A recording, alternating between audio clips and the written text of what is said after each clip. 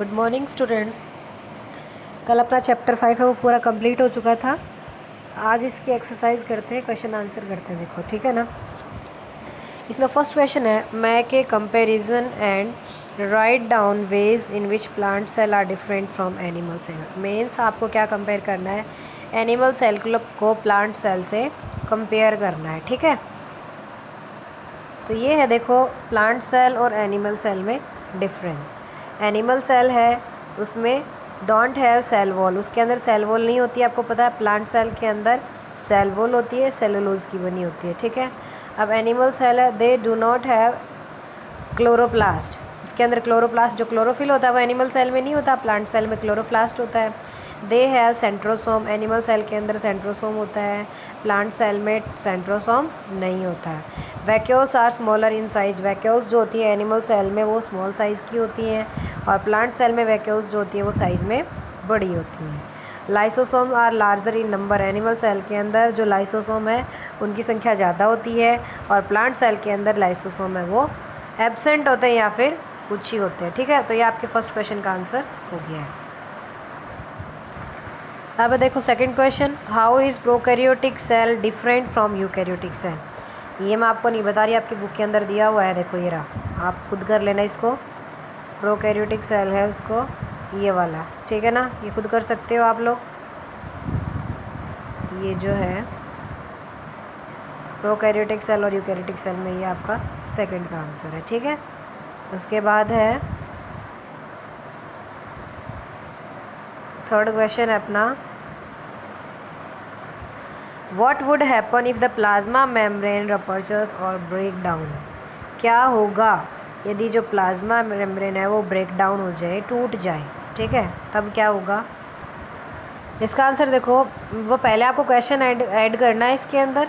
When the plasma membrane breaks down वो लिख करके उसके आगे आपको लिखना है then the cell will not be able to exchange material from its surrounding by diffusion और osmosis.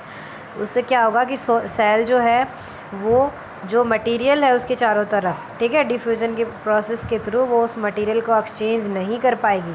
Therefore the protoplasmic material will be disappear and cell will die. तो जो प्रोटोप्लाज्मिक मटेरियल है वो डाई हो जाएगा, मर जाएगा, ख़त्म हो जाएगा और सेल है वो डाई हो जाएगी। ठीक है, ये हो गया आपका थर्ड क्वेश्चन। उसके बाद फोर्थ क्वेश्चन है what would happen to the life of a cell if there was no Golgi apparatus. मतलब जो सेल की लाइफ है वो क्या होगी यदि गोल्गी अपरेटस नहीं होगा। तो क्या होगा, जब गोल्गी अपरेटस नहीं होगा तो क्या होगा, then the packaging and transporting of material synthesized by cell will not happen. तो जो क्योंकि गोल्गी अपरेटस का फंक्शन है ना पैकेजिंग करना और ट्रांसपोर्टिंग करना मटेरियल्स को, जो बना हुआ जो मटेरियल होता है उसको पैकेज करना और उसको सिंथेसाइज करना, तो तो वो वाला नहीं हो पाएगा। By cell will not happen, वो नहीं हो पाएगा। ठीक है, तो ये हो गया आपका। उसके बाद अब नेक्स्ट क्वेश्चन है which organelle is known as the power house of the cell. ये तो कौन सा ऑर्गन है जिसको सेल का पावर हाउस बोला जाता है, तो वो हो गया माइटोकॉन्ड्रिया। वो तो आपको पता ही है कि सेल का पावर हाउस बोला जाता है माइटोकॉन्ड्रिया को, लेकिन वाई वो क्यों, तो देखो इसी में दिया हुआ, आप लोग यहाँ से कर सकते हो। माइटोकॉन्ड्रिया में देखो यहाँ आ जाओ आप लोग। ठीक है, इसमें देखो माइटोकॉन्ड्रिया यहाँ से लेकर के are known as power house of the cell. The energy required for various chemical activities needed for life is release by mitochondria in the form of ATP molecules is in the currency of the cell. ठीक है, तो ये वाला आपका answer हो जाएगा। ठीक है, उसके बाद नेक्स्ट क्वेश्चन है आपका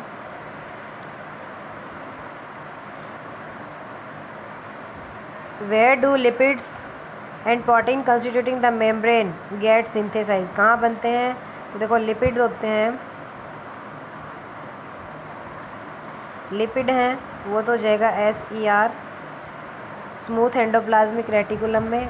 ठीक है, और प्रोटीन का हो जाएगा RER, ये हो जाएगा रफ एंडोप्लाज्मिक रेटिकुलम। ठीक है, उसके बाद नेक्स्ट क्वेश्चन है how does an amoeba obtain its food. Amoeba जो है वो अपना फूड है वो कैसे ऑब्टेन करता है, तो इसके लिए देखो देखो इसका आंसर है amoeba takes in food using temporary finger like extension of the cell surface. Amoeba जो है वो अपना फूड लेता है टेम्परेरी फिंगर लाइक जो एक्सटेंशन होते हैं सेल सरफेस पे, which fuse over the food particle forming a food vacuole as shown in figure. देखो डायग्राम है, न्यूक्लियस है, ये फूड पार्टिकल है जैसे बाहर, ठीक है।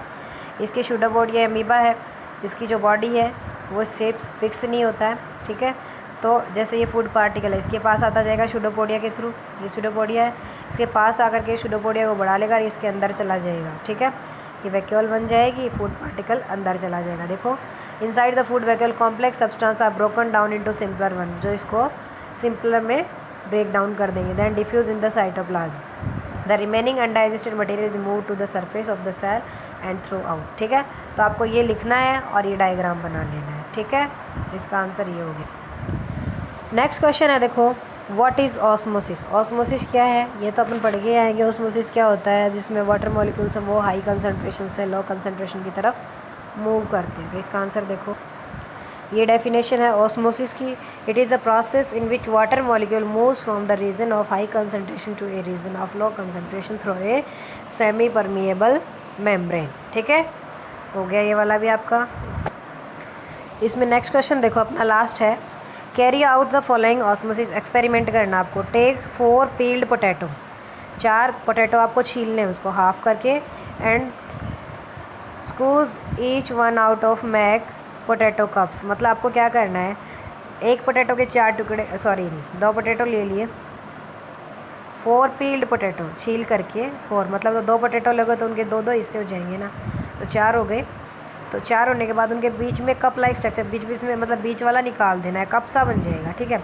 One of these potato cup should be made from A boiled potato, और इनमें से एक है वो बॉइल्ड पोटैटो का, ठीक है।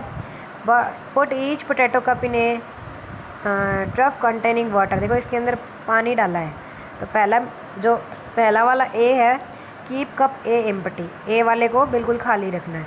Put 1 teaspoon sugar in cup B, दूसरे के अंदर 1 चम्मच शुगर डाल दिया। तीसरे के अंदर सी वाले के अंदर पुट 1 टीस्पून सॉल्ट, सी वाले के अंदर 1 नमक है उसकी चम्मच डाल दी।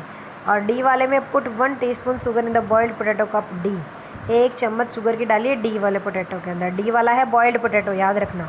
कीप दीज फॉर 2 आवर्स, 2 घंटे के लिए इनको रख देते हैं। Then observe the 4 potato cups and answer the following. तो आप रखना है तो क्या क्या करना है, देखो पहले का है explain why water gathers in the hollowed portion of the B and C. B और सी के अंदर पानी जो है वो इकट्ठा क्यों हो जाता है, ठीक है। देखो बी वाला कौन सा है, एक में तो शुगर रखा है और सी वाले में सॉल्ट रखा है। इसका रीज़न बताती हूँ आपको।